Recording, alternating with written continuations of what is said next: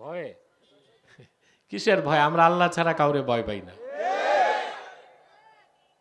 মুনাফিকের এই চারটা খাসলত অতিমাত্রায় পাওয়া যায় রাজনীতিবিদদের মধ্যে, তবে সব রাজনীতিবিদ না, ইল্লা মাশা আল্লাহ।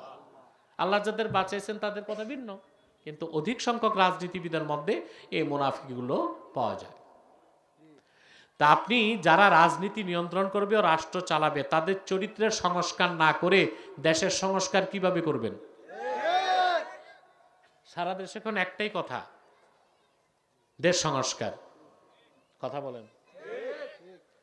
শুধু নাস্তিকরা আলেমদেরকে কটাক্ষ করে, আলেমরা এক হইতে পারে না। আলেমরা তো মৌলিক ক্ষেত্রে এক, কিন্তু তোমরাও তো গণতন্ত্র নিয়ে এক হইতে পারতেছ না। কেউ বলে আগে সংস্কার পরে নির্বাচন, কেউ বলে আগে নির্বাচন পরে সংস্কার, আরেক দল বলতেছে সংস্কারও চাই নির্বাচনও চাই। ফেরকা কয়টা হইছে? কিন্তু যত দোষ আলেমদের। দোষ কাদের? বলে আলেমরা এক হইতে পারে না কেন? আলেমরা তো মৌলিক ক্ষেত্রে এক, কিন্তু ওনারা কিন্তু মৌলিক ক্ষেত্রেও এক না। দেশ কত ভয়ঙ্কর অবস্থায় আছে। বাংলাদেশ কি এখন নিরাপদ হয়ে গেছে? জি না। ইতিহাসের সবচেয়ে ভয়ঙ্কর সংখ্যায় আছে বাংলাদেশ এখন। যদি হার্ড ইউনিটি, ঐক্যবদ্ধ হয়ে জাতি এটাকে নিয়ন্ত্রণ করতে না পারে, বাংলাদেশ কিন্তু খাদে পড়ে যাবে। আল্লাহ মাফ করুক। তো এই যে আপনার বাংলাদেশে যারা রাজনীতি নিয়ন্ত্রণ করছে তাদের মধ্যে মুনাফিকগুলো আছে না নাই? এরা যখন সংসদে যে শপথ বাক্য পাঠ করে প্রথম দিনই কিন্তু আমানতদার হয়, আমি দেশের সম্পদ রক্ষা করিব, বাংলাদেশকে অকৃত্রিম বিশ্বাস করিব। আমানতদার হইল কি না? তারপর যত পারে লুটপাট করে বিদেশে পাচার করে। হয় পাট লুটপাট হয় বাংলাদেশে? বিগত 15 বছরে যে পরিমাণ টাকা চুরি হয়েছে বাংলাদেশ, আপনারা প্রত্যেকটা মানুষ ঋণগ্রস্ত হচ্ছেন 1,07,000 টাকা। কত? সবাই, আমি, আপনি ও 1,07,000 টাকা করে ঋণ।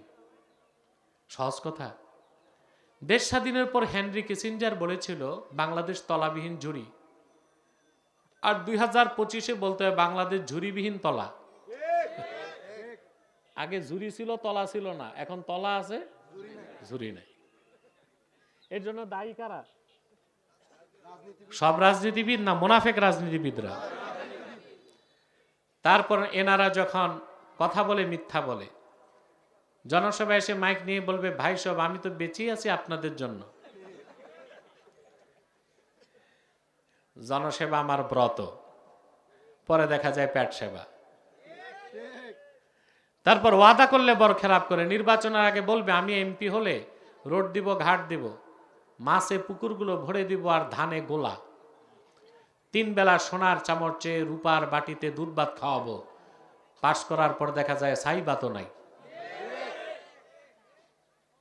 তো ওয়াদা করে ওয়াইদা খাসামা ফাজার, যখন এরা বিতর্ক করে গালিগালাজ করে, সংসদে দেখছেন এক এমপি আরেক এমপির 14 গোষ্ঠী কেমনে উদ্ধার করে। এরা হচ্ছে ফাসেক মুনাফিক। এরা কি? আর কাফেরকে, যার অন্তরে ঈমান নাই, কুফর, বাইরে দেখায় কি মুসলিম, সে কি মুনাফিক। তৃতীয় প্রকার কলব হচ্ছে মুনাফিকের কলব। আমি ব্যাখ্যা দিতে বুঝতেছেন? চতুর্থ প্রকার কলব হচ্ছে কলবুন মুসাফফাহ ফাফিহি ঈমানু ওয়া নিফাক। চতুর্থ প্রকার অন্তর, এটা হচ্ছে এমন একটা অন্তর যেখানে ঈমানও থাকে আবার কিছুটা নেফাকও থাকে। আমাদের বাঙালিদের অধিক সংখ্যক মানুষের এই চতুর্থ প্রকার কলব। আমাদের অন্তরে ঈমানও আছে আবার কিছুটা মুনাফিকিও আছে। সেজন্য আমরা ওয়াজের মাহফিলে যাই, আবার ডিজে পার্টিতেও যাই। ওয়াজও ভালো লাগে, ডিজে পার্টিও। পীর সাহেবদের ইসালে সোয়াবেও যাই, ওরসও যাই, আবার বৈশাখী মেলাতেও, দুইটাই ভালো লাগে। কারণ অন্তরে কি আছে? ঈমানও আছে, নেফাকও আছে। তাহলে আপনার আমাদের অধিকাংশ লোকের অন্তর কোনটা? কথা বলেন। চতুর্থটা কলবুন মুসাফফা, ইমানও আছে, নেফাকও আছে। তাহলে ভালো করে বুঝেন, মমিনের অন্তর হচ্ছে জিন্দা, কাফেরের আর মুনাফেকের অন্তর মুর্দা, আর আমাদের অন্তর চতুর্থ প্রকার, মানে জিন্দা তবে অসুস্থ। ট্রিটমেন্ট করলে আমাদের অন্তর পুরা পবিত্র হয়ে প্রথম প্রকার অন্তর হয়ে যেতে পারে, ঠিক কিনা? মুহাদ্দিস বলেন চতুর্থ প্রকার অন্তরে ইমানও আছে, নেফাকও আছে। ফামাসালুল ঈমানি ফিহি কামাসালিল বাকালাতি ইয়ামুদ্দুহাল মাউত তাইয়্যিব। এই রকম অন্তরে যে ঈমান থাকে সেটা হচ্ছে সবুজ শাকসবজির মতো, পবিত্র পানি পেলেই তা লম্বা হতে থাকে। ওয়া কামাসালিন নিফাকি ফিহি কাল কুরহাতি ইয়ামুদ্দুহাল কাইহু। আর এরকম অন্তরে যে মুনাফিকি আছে ওইটা হচ্ছে ঘা বা ক্ষত স্থানের মতো, পুষ পেলেই, দূষিত রক্ত পেলেই সেটা ঘা বাড়তে থাকে। কথা বুঝে না? তো অন্তর কয় প্রকার? আমাদের কোনটা? চতুর্থ প্রকার। এই যে আমাদের চতুর্থ প্রকার অন্তর, ওখানে ঈমানও আছে, নেফাকও আছে। এই জন্য ওয়াজ শুনি, আমল করি না। নামাজও পড়ি, সুদ খাই, নামাজও পড়ি, ঘুষ খাই, মাহফিলেও দৌড়াই, আবার যাত্রার, সিনেমা আর বাউল গানেও কথা বলে না।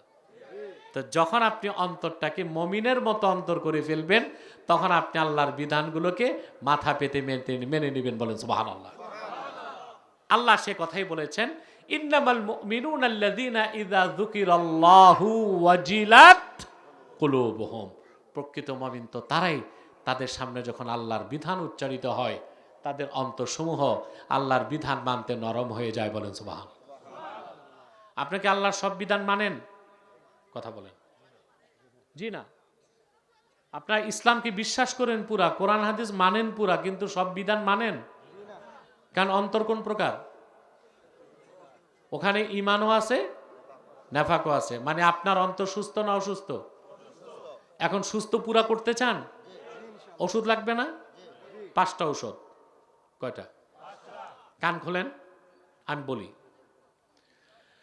আল্লামা ইব্রাহিম খাওয়াস রাহমাতুল্লাহ বলেন, দাওয়াউল কুলুবে খামসা।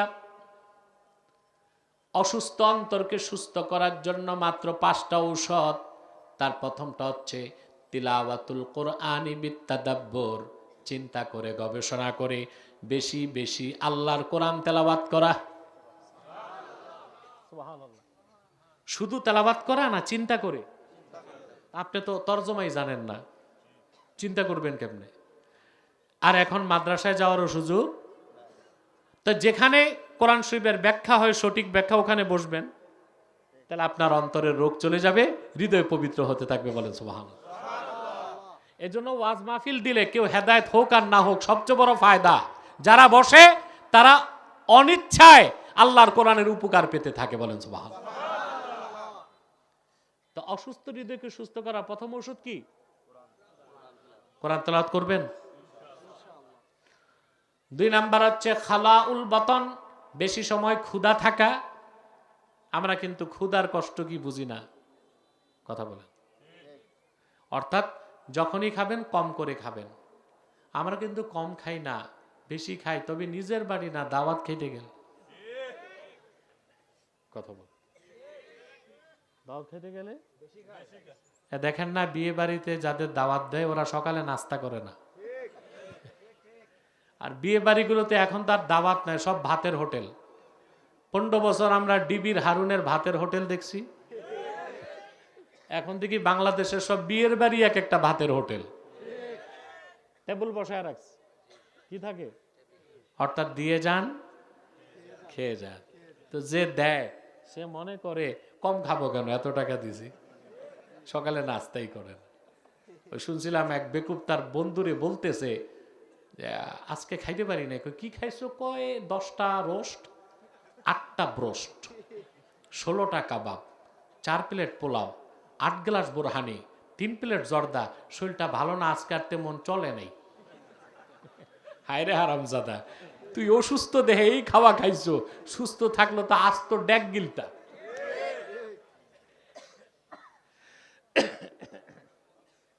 প্রিয় ভাইরা, তাহলে অন্তরকে সুস্থ করার দ্বিতীয় ওষুধ কি? 3 নাম্বার হচ্ছে কিয়ামুন ফিল লাইল, রাতের বেলা তাহাজ্জুদ নামাজ পড়া। আহা সুবহানাল্লাহ, তাআল্লুক মা আল্লাহ, আল্লাহর সাথে বন্ধুত্ব করার ক্ষেত্রে তাহাজ্জুদের কোনো বিকল্প নাই। 4 নাম্বার হচ্ছে ওয়াত্তাদাররু ইনদাস সাহার, শেষ রাতে আমার আল্লাহর কাছে রোনা জারি করা। 5 নাম্বার হচ্ছে মুজালাসাতুস সালিহিন, নেককার আল্লাহওয়ালাদের মজলিসে বসা।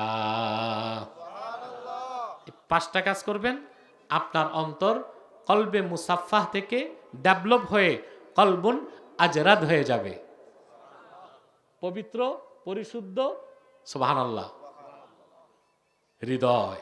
তখন আল্লাহর প্রতিটি বিধান আপনি মেনে নেবেন। সেটাই আল্লাহ বলেছেন, ইন্নামাল মুমিনুনা আল্লাযীনা ইযা যুকিরাল্লাহু ওয়াজিলাত কুলুবুহুম। খাঁটি মুমিনদের চরিত্র এটাই, তাদের সামনে যখন আল্লাহর জিকির হয় তো তাদের অন্তর কি হয়? নরম হয়ে যায়। সুবহানাল্লাহ। কষ্ট হচ্ছে? কথা বুঝেন? ঘুমাচ্ছেন না তো? এরপর আল্লাহ তাআলা বলেন, وَإِذَا تُلِيَتْ عَلَيْهِمْ آيَاتُهُ زَادَتْهُمْ إِيمَانًا। আর তাদের সামনে যখন আল্লাহর কোরআনের তেলাওয়াত হয়, কোরআনের তেলাওয়াত তাদের ঈমানকে বহু বহু গুণ বাড়ায় দেয়। তো বোঝা যাচ্ছে খাঁটি মুমিন হওয়ার দ্বিতীয় আলামত, যত কোরআন শরীফ শুনবে ঈমানের নূর। সুবহানাল্লাহ। বাংলাদেশে এমন কিছু মুসলিমও আছে, কোরআনের আওয়াজ তার অন্তরে আবেদন সৃষ্টি করতে পারে না, গানের আওয়াজ পাইলে হাত পা সব নড়াচড়া শুরু হয়। ওইটার অন্তর যে একেবারে পচে নষ্ট হয়ে গেছে, সন্দেহ আছে? কথা বলেন। খাঁটি মুমিন, তার সামনে কোরআনের তেলাওয়াত হলে তার ঈমান বহুগুণ বেড়ে যাবে, বলেন সুবহানাল্লাহ। এখন একটা জটিল প্রশ্ন আলেমরা খুব ভালো করে জানেন, সেটা হচ্ছে যে আমরা তো জানি ঈমান বাড়েও না কমেও না। ঈমান এটা জানেন আপনারা?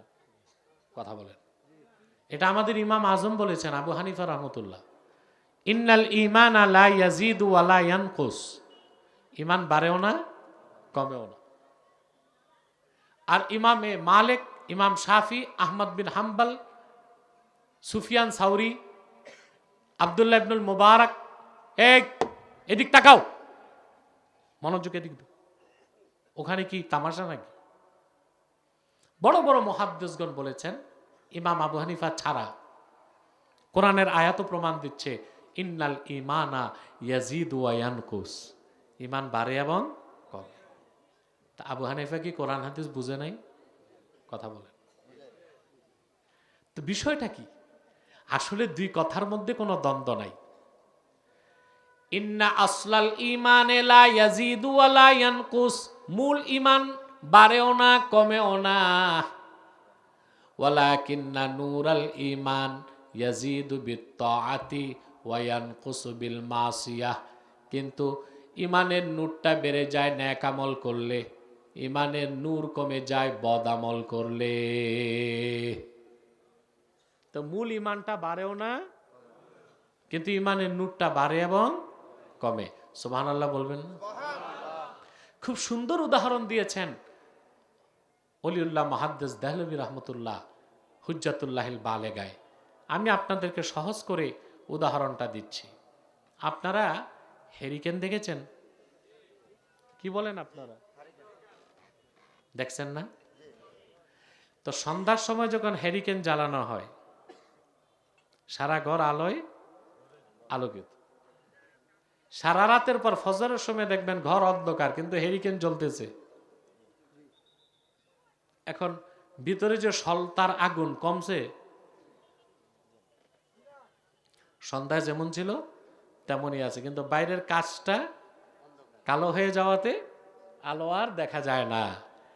মূল ইমানটা সবার এক, সেটা বাড়েও না কমেও না, কিন্তু ন্যাক আমল করলে ইমানের নূর দীর্ঘ হয়ে যায়, আর বদ আমল করলে ইমানের নূর কমে যায়। সেই অর্থে ইমান বাড়ে এবং কমে।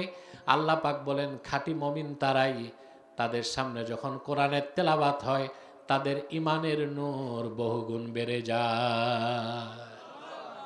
সুবহানাল্লাহ। আপনি কথা শুনতেছেন? এরপরে আল্লাহ তাআলা খাঁটি মুমিনের বৈশিষ্ট্য বলেন, ওয়া আলা রাব্বিহিম ইয়াতাওয়াক্কালুন। খাঁটি মুমিন তারাই যারা সর্বাবস্থায় আল্লাহর উপর তাওয়াক্কুল করে, ভরসা রাখে। বলেন সুবহানাল্লাহ। একটা কথা মনে রাখবেন, আল্লাহর উপর যার তাওয়াক্কুল নাই, ভরসা নাই, সে কখনো খাঁটি মুমিন হতে পারে। কোরআনুল কারীমের মধ্যে আল্লাহ তাআলা 25 জন পয়গম্বরের ইতিহাস তুলে ধরেছেন এবং তারা কিভাবে আল্লাহর উপর তাওয়াক্কুল করতেন সেই কথাগুলো আল্লাহ তাআলা তুলে ধরেছেন। বলেন সুবহানাল্লাহ।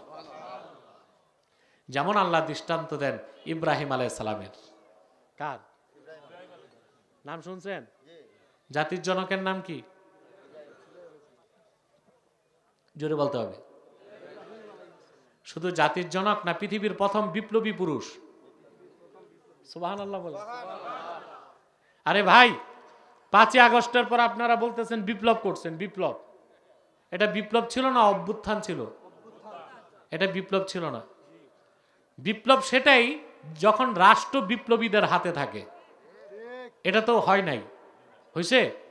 বরং অনেক জায়গায় বেচারা বিপ্লবীরাই মার খাচ্ছে।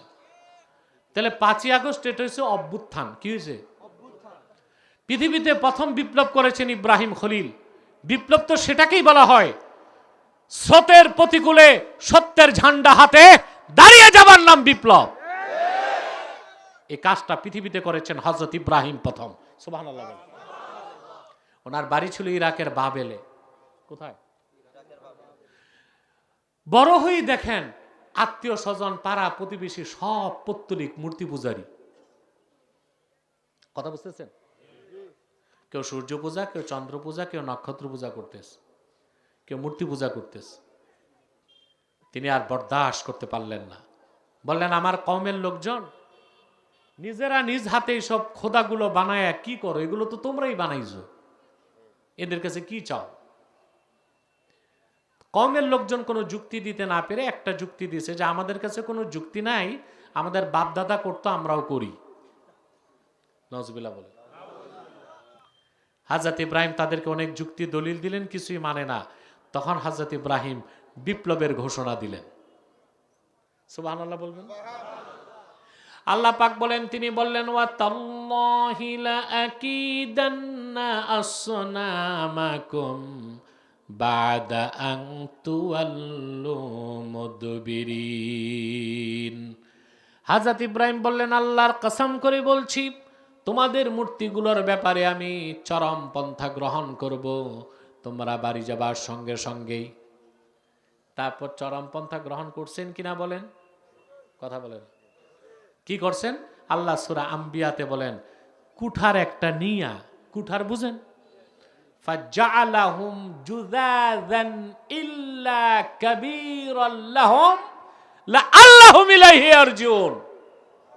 কুঠার একটা নিয়া সবগুলো মূর্তির নাক নকশা ভাঙ্গা মানচিত্র বদলায় দিয়েছেন। এর নাম বিপ্লব। তিনি ছিলেন একা, সব ছিল পৌত্তলিক। ওনার সাথে কোনো ফোর্স, সহযোগী, দলবল, অস্ত্রশস্ত্র, এর নাম কি? কথা বলেন।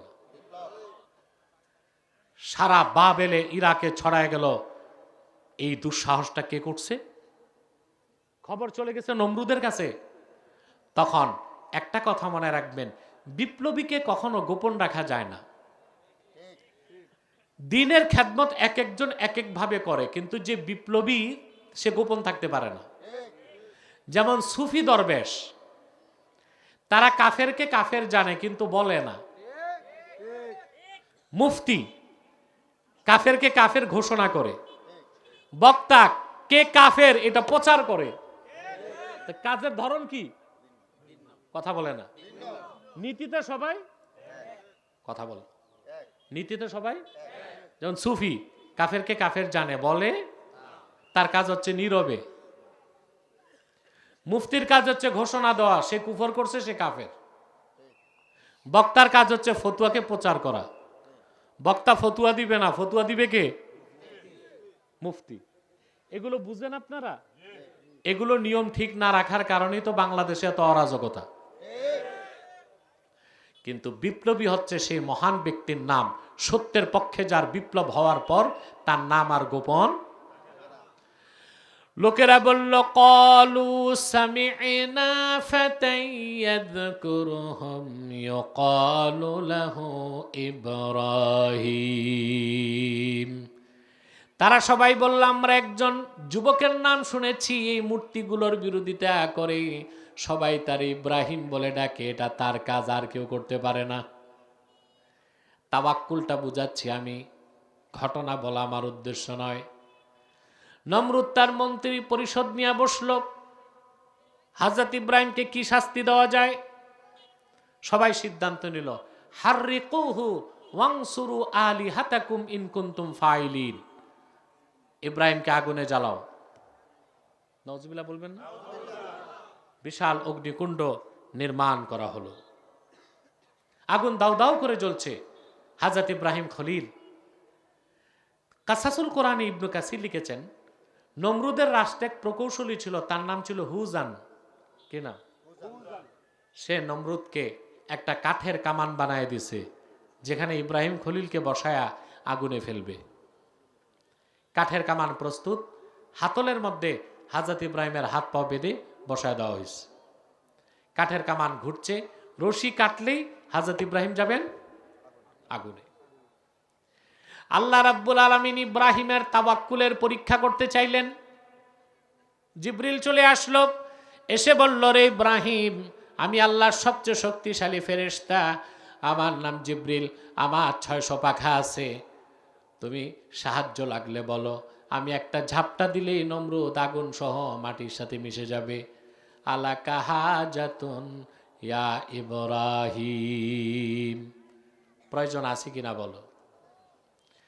হযরত ইব্রাহিম জবাব দিলেন, জিবরিল, অবশ্যই সাহায্যের প্রয়োজন আছে, কিন্তু তোমার কাছে আমার প্রশ্ন, হাজাতুন ইলাইকা আও ইলাল্লাহ, সাহায্যটা কি তোমার কাছে চাইব, না যে আল্লাহর ভালোবাসায় আগুনে যাচ্ছি সে আল্লাহ রাব্বুল আলামিনের কাছে চাইব। রশি কেটে দেওয়া হলো, হযরত ইব্রাহিম চলে গেলেন আগুনে। আগুন তার শরীর স্পর্শ করার আগে তিনি একটা দোয়া পড়লেন, সুবহানাল্লাহ বলেন। হযরত ইব্রাহিম পড়তে লাগলেন, হাসবি আল্লাহু ওয়া নি'মাল ওয়াকিল, আল্লাহ আমার জন্য যথেষ্ট, তিনি উত্তম অভিভাবক। সুবহানাল্লাহ বলবেন না? সহিহ বুখারীতে এসেছে, আব্দুল্লাহ ইবনে আব্বাস রাদিয়াল্লাহু তাআলা আনহুমা বর্ণনা করেন, হাসবি আল্লাহু ওয়া নি'মাল ওয়াকিল ক্বালাহা ইব্রাহিম হিনা উলকিয়া ফিন্নার। হযরত ইব্রাহিমকে যখন আগুনে নিক্ষেপ করা হয়েছে, আল্লাহর উপর তাওয়াক্কুল করতে যে হযরত ইব্রাহিম আল্লাহর আকাশের নিচে প্রথম পড়েছেন, হাসবি আল্লাহু ওয়া নি'মাল ওয়াকিল। আল্লাহ তাআলা প্রত্যেকটা ইবাদতের শব্দ নির্ধারণ করছেন। কি করছেন? আল্লাহর কুদরত দেখলে কি বলি? সুবহানাল্লাহ। নেয়ামত পেলে কি বলি? আর আল্লাহর উপর তাওয়াক্কুল করলে কি বলবো? হাসবি আল্লাহ। সুবহানাল্লাহ। কি বলবো? হাসবি আল্লাহু ওয়া নি'মাল ওয়াকিল। ভাইরা, এই দোয়াটা শিখাই গেলাম, পড়বেন?